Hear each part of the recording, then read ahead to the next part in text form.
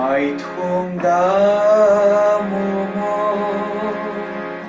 NOKTUNA-01 Loshillaga Kamoishivu Minamlaga Natikivani Nafamdagi Natikivani Nafamdagi Nangi Aifava Oinava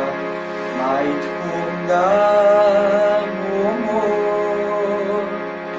NOKTUNA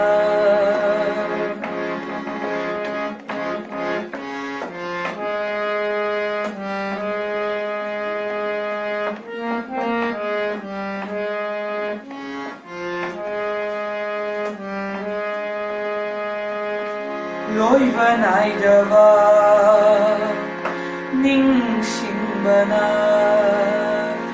Loivanaidawa Ningshimbana Punshibu Kauthoklava Aingonda Nangi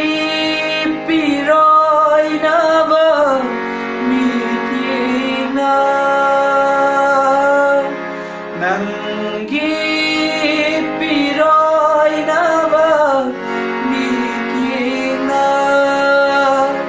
Thamoida Paku Jalambadi Karamba Anauba Jainano MAITHONGDA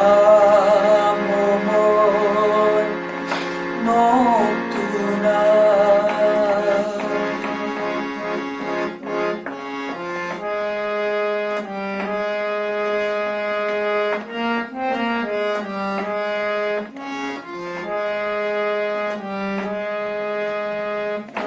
Toravangiwa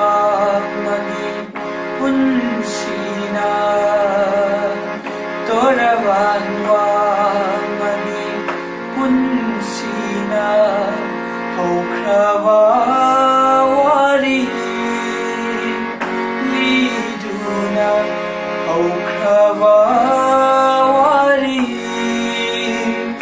Liduna Kamoishibu Idom Timduna Kamoishibu Idom Timduna Jaitin Jainashibu Kamlaga Jaitin Jainashibu Kamlaga Nokidra Amu Mapukse MAITHONGDA MOMON NOKTUNA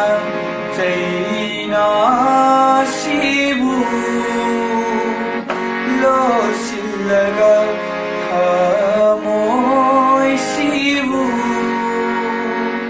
Minamlaga Natikivani Nafamdagi